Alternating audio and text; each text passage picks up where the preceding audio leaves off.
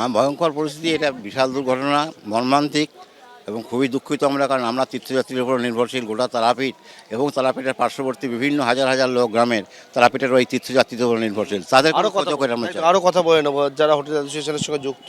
এই পিছনের সিঁড়ি করা হয় বা সামনের সিঁড়ি করা হয় যাতে রেস্কিউটা ঠিক মতো হয়, ফায়ার এক্সিট আমরা বলি, সেখানে একটা মানে অভিযোগটা হচ্ছে অভিযোগটা উঠছে শুনে নাকি ফায়ার এক্সিট গেটটা বন্ধ ছিল শুনছি, কিন্তু এখন সেটাকে দেখছি, বিষয়টা দেখছি, যদি হয়েছে থাকে তাহলে খুবই অন্যায় হয়েছে। পরবর্তীকালে আরও অন্যান্য হোটেল মালিকদেরকে আমরা বলবো যাতে ফায়ার এক্সিট ব্যবস্থাটা করতে হয় বা যা থাকে তার জন্য ঠিকঠাক চলে। আর ফায়ার অফিসারদের সঙ্গে আমরা কথা বলবো এবং হোটেল আমরা একটা মিটিং ডাকবো, পরবর্তীকালে অফিসারদেরকেও আমরা মিটিংয়ে ইনভাইট করব, তারা আমাদেরকে একটা ইনস্ট্রাকশন দেবে, সেই ইনস্ট্রাকশন অনুযায়ী আমরা বলবো নিজে নিজে যতটা পারবো সেফটির ব্যবস্থাটা করার চেষ্টা করব। অর্থাৎ তারা বলছেন যে তারা যেহেতু হোটেল অ্যাসোসিয়েশনের সঙ্গে যুক্ত রয়েছেন, তারা কীভাবে পরবর্তীকালে নিরাপত্তা ব্যবস্থাকে ঠিক করা যায় সেই দিকটা দেখবেন। তবে হোটেলে আমরা দেখতে পাচ্ছি যে এই যে জায়গা আমরা দাঁড়িয়ে রয়েছি সেখানে পুলিশের আধিকারিকরা তারা এসে পৌঁছচ্ছেন একে একে এবং তারা এখানে আসছেন। আমি দেখতে পাচ্ছি পুলিশ সুপার তিনি এসে পৌঁছেছেন যে জায়গায় অগ্নিকাণ্ডের ঘটনা। বীরভূম জেলা পুলিশ সুপার রয়েছেন, অ্যাডিশনাল এসপি রয়েছেন, এছাড়া হচ্ছে এখানকার এসডিপিও তিনি রয়েছেন। যে বিষয়টা সেটা হচ্ছে আপনারা তো সবাই ঘুমাচ্ছিলেন, হ্যাঁ হ্যাঁ, ফায়ার অ্যালার্ম কিছু বাজছে না না না না কিছু বাজেনি। জানলেন কিভাবে আগুন লেগেছে? গোটা ধোঁয়া উড়ছিল, ধোঁয়াতে আমরা বুঝতে পেরেছি আগুন লেগেছে, মানে গোটা পুরা গন্ধ। হ্যাঁ, প্রচুর চিৎকার। সেই চিৎকারে পরে বুঝতে পারলেন। আচ্ছা, এখানে হোটেলে কর্মীরা তারা ছিল সঙ্গে সঙ্গে যে ফায়ার ফাইটিং সিস্টেম যেটা থাকে হোটেলে সাধারণত, তারা কেউ ফায়ার এক্সটিংগুইশার নিয়ে বা এ করে কিছু করছিল দেখতে? আমরা দেখুন, আমরা তো রাত্রে ঘুমাচ্ছিলাম, এবার আগুন হয়তো কখন লেগেছে আমরা তো সকালে ঘুম থেকে উঠিনি না, ওটা তো সেটা বলে বাজলে উঠতে।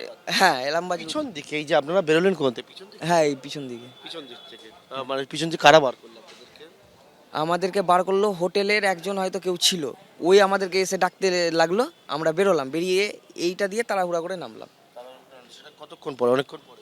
অনেকক্ষণ, মানে আগুন প্রায় শেষের দিকে। তখন নামলেন? তখন নামলাম। এদিকে গেটটা কি বন্ধ? অনেকেই বলছিল কি বন্ধ ছিল। এদিকে বন্ধই ছিল।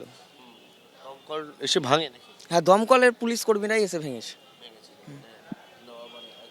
প্রাণ হাতে নিয়ে বাড়ি প্রাণ হাতে নিয়ে বাড়ি ফিরছি।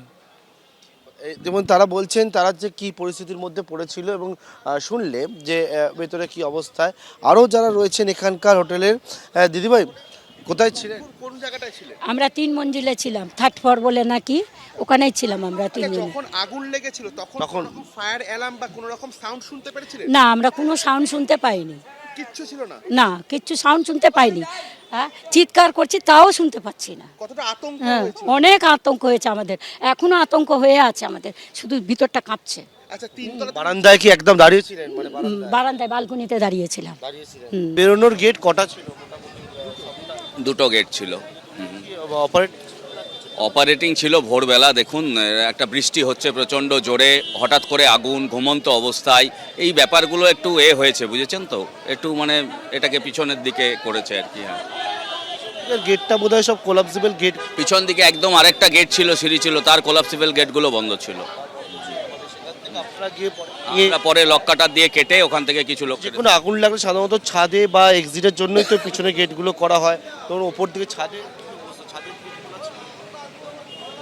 দেখুন, একটা ঘটনা যখন ঘটে যায় তখন তো আপনি এই সবই ওদের সিস্টেম যেগুলো যেগুলো ছিল সবগুলোকেই আমরা ইউজ করার চেষ্টা করেছি, এবং নইলে এখানে তো অনেক লোক ছিল, প্রচুর সংখ্যক লোককে বাঁচিয়ে দেওয়া সম্ভব হয়েছে। এবিপি আনন্দ এগিয়ে থাকে, এগিয়ে রাখে।